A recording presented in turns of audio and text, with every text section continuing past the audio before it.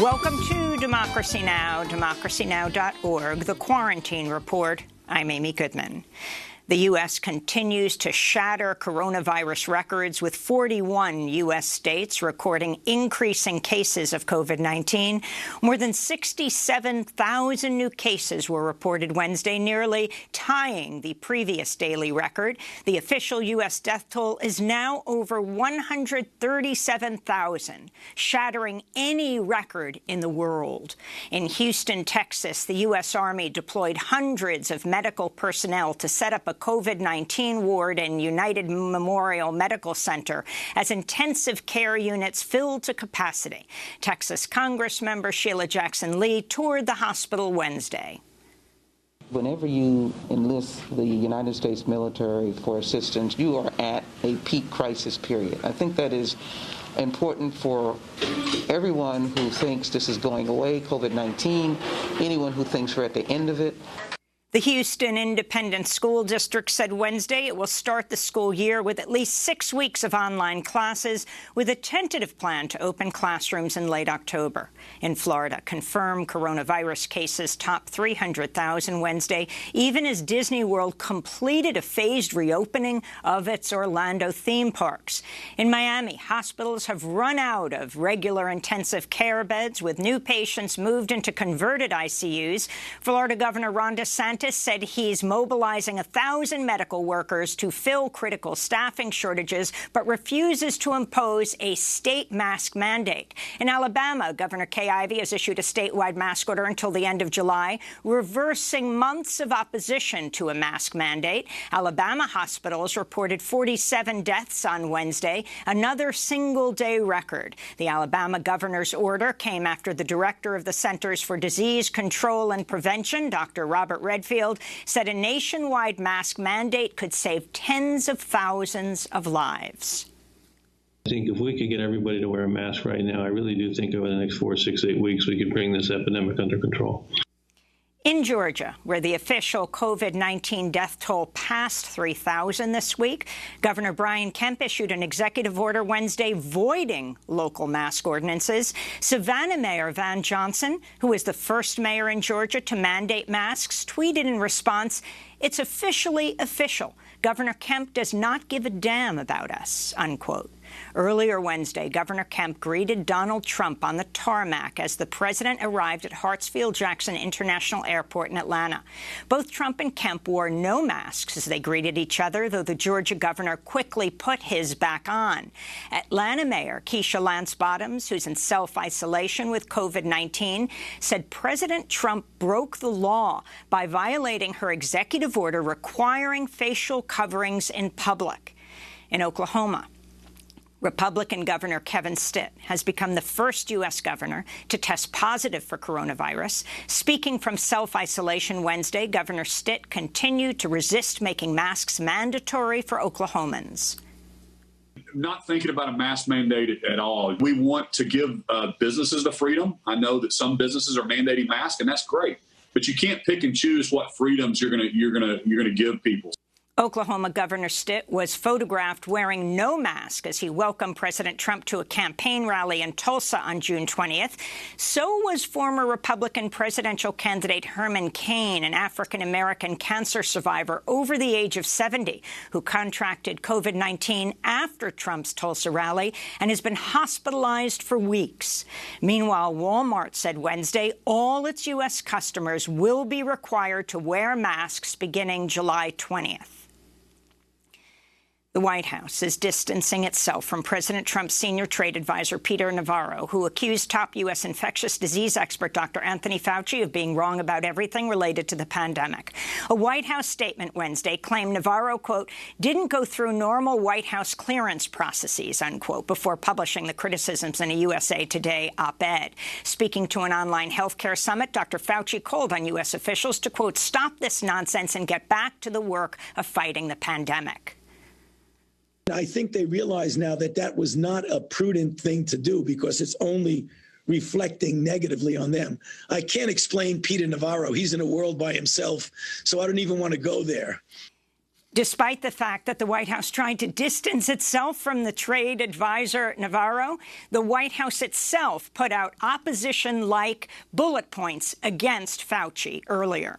Worldwide, the pandemic continues to accelerate. India reported a record one-day spike of nearly 33,000 new cases.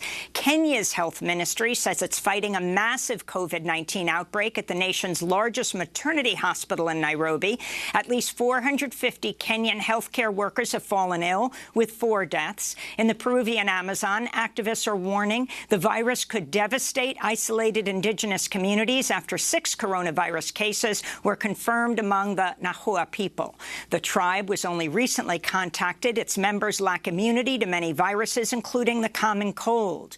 In Brazil, the far-right President Jair Bolsonaro said Wednesday he's tested positive for COVID-19 for the 2nd time since falling ill a week ago. Bolsonaro claims he's taking hydroxychloroquine for the disease, a drug once touted by President Trump that's been shown by several scientific studies to provide no benefit against the disease. In fact, could kill the patient who takes it.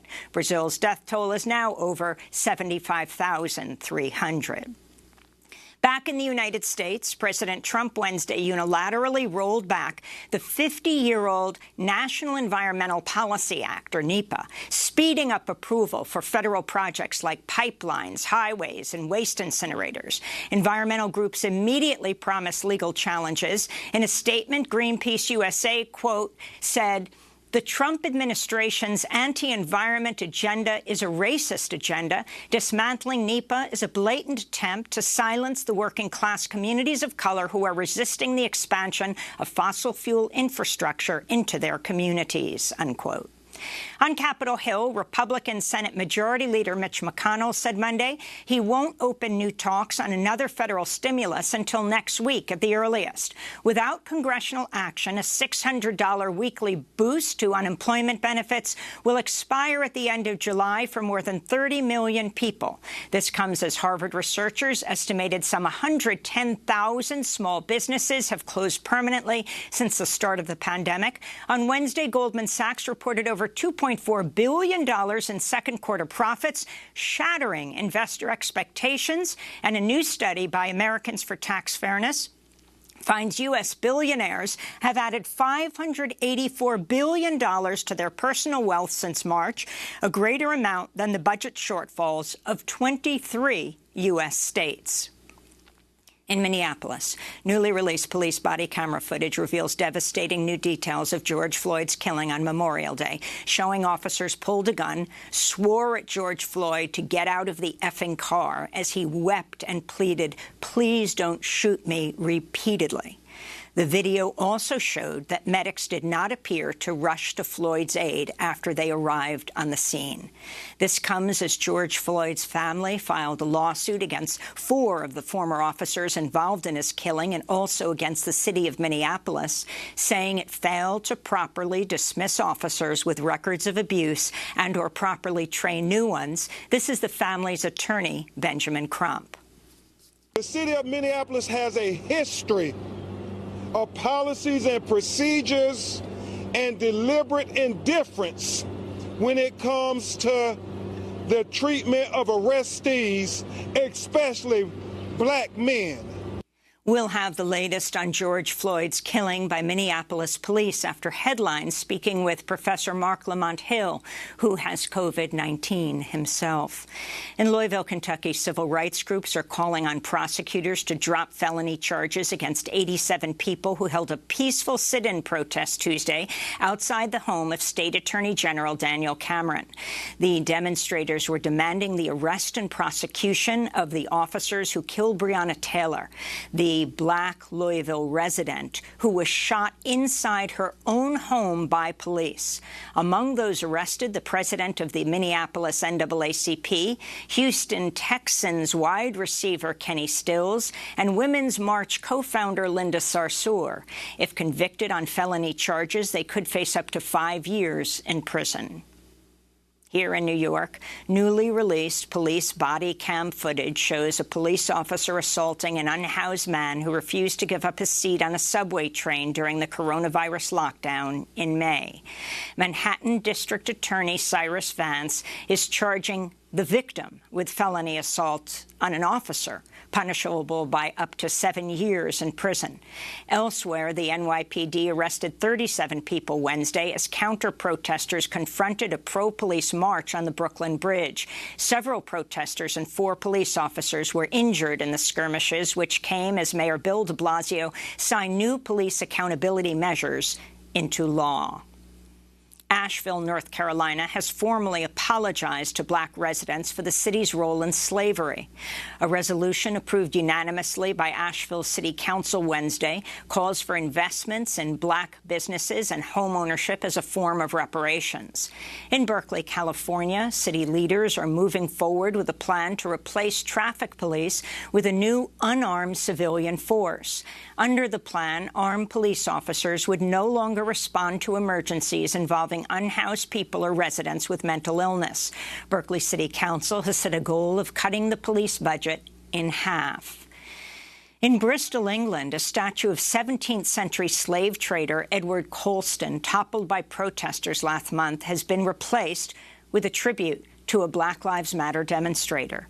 The new monument features a life-size replica of activist Jen Reed, who stood on the former statue's empty pedestal, fist held high, after it was torn from its perch and thrown into the harbor on June 7th.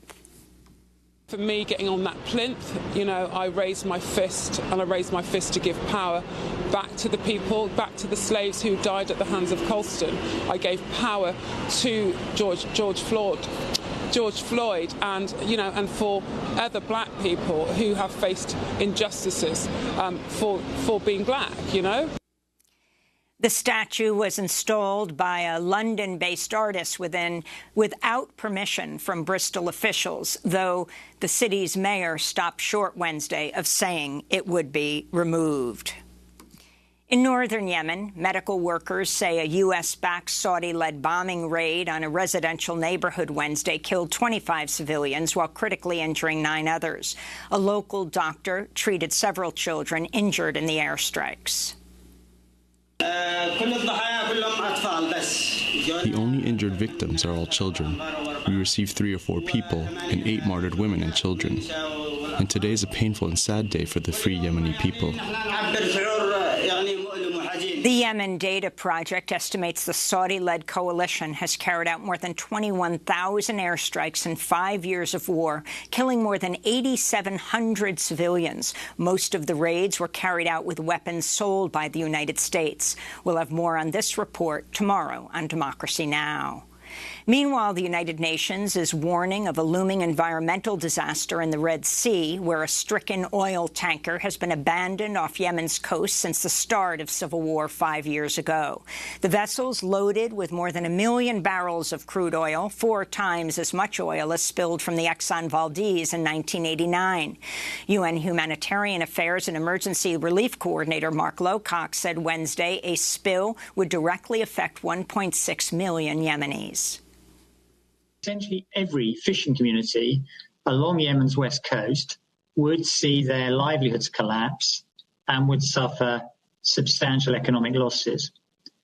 About 90% of people in these communities already need humanitarian assistance. In Moscow, Russia, police arrested dozens of pro-democracy demonstrators Wednesday as they protested constitutional reforms paving the way for President Vladimir Putin to remain in power for another 16 years. The mass arrests follow days of large-scale protests against Putin in Russia's Far East that erupted after the arrest of a regional governor on murder charges. The protesters say the charges are trumped up and aimed at unseating a governor who beat a Kremlin-backed candidate in a 2018 election. Twitter says it's investigating a coordinated social engineering attack that saw the accounts of prominent politicians and celebrities briefly hacked Wednesday. The accounts of former President Barack Obama, Joe Biden, and billionaires including Jeff Bezos, Elon Musk, and Bill Gates, tweeted out messages linked to a cryptocurrency scam. The incident raised fears over Twitter's ability to prevent international incidents and domestic crises as political leaders, including Donald Trump, use the forum to make policy announcements. And senior White House advisor Ivanka Trump is under fire for violating government ethics rules after she tweeted a photo of herself endorsing Goya Foods while clutching a can of black beans. The first daughter captioned the photo, "If it's Goya, it has to be good." Her endorsement came amidst a boycott of Goya Foods sparked by CEO Robert Unanue, who lavished praise on President Trump at a White House event last week. Ivanka Trump's tweet appears to violate a federal law prohibiting the use of public office for private gain. On Wednesday, as U.S. coronavirus deaths topped 137,000, Donald Trump's Instagram account tweeted a photo of the president himself, grinning in the Oval Office and flashing a thumbs-up sign over an array of Goya food products on the Resolute desk in the Oval Office. And those are some of the headlines. This is Democracy Now!, democracynow.org, The War and Peace Report. I'm Amy Goodman here in New York with my co-host Nermeen Sheikh, who is broadcasting from home. Hi, Nermeen. Good morning, Amy, and welcome to our listeners and viewers around the country and around the world. We begin to